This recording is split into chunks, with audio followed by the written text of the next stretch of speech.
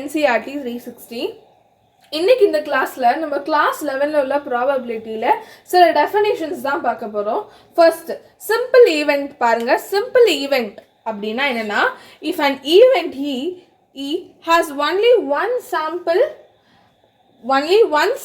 point of a sample space, அதாவது எதுக்கு வந்து ஒரே ஒரு சாம்பிள் பாயிண்ட் மட்டும் இருக்கோ அதுதான் நம்ம சிம்பிள் ஈவெண்ட்னு நம்ம சொல்லுவோம். Next compound event. காம்பவுண்ட் ஈவெண்ட்னா என்ன? எதுக்கு வந்து நிறைய ஒன்றை விட அதிகமாக சாம்பிள் பாயிண்ட் இருக்கோ அதை தான் நம்ம என்னன்னு சொல்லுவோம்? காம்பவுண்ட் ஈவெண்ட்டு நம்ம சொல்லுவோம். திரும்பி சொல்கிறேன், சிம்பிள் ஈவெண்ட் அப்படின்னா ஒரே ஒரு சாம்பிள் பாயிண்ட் தான் இருக்கும். ஆனால் இதே காம்பவுண்ட் ஈவெண்ட்னா ஒன்றை விட அதிகமாக இருக்கும், more than one sample point. அதுதான் வந்து compound event. So next type of events பாருங்க, இம்பாசிபிள் ஈவெண்ட்.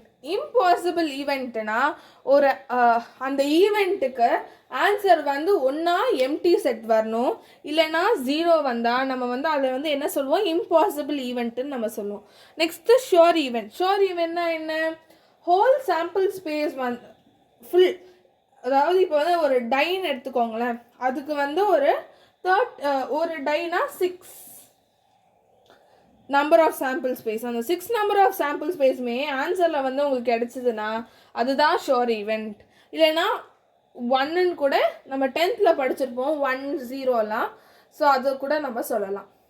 ஸோ அவ்வளோதான் types of event. Thank you all for வாட்சிங்.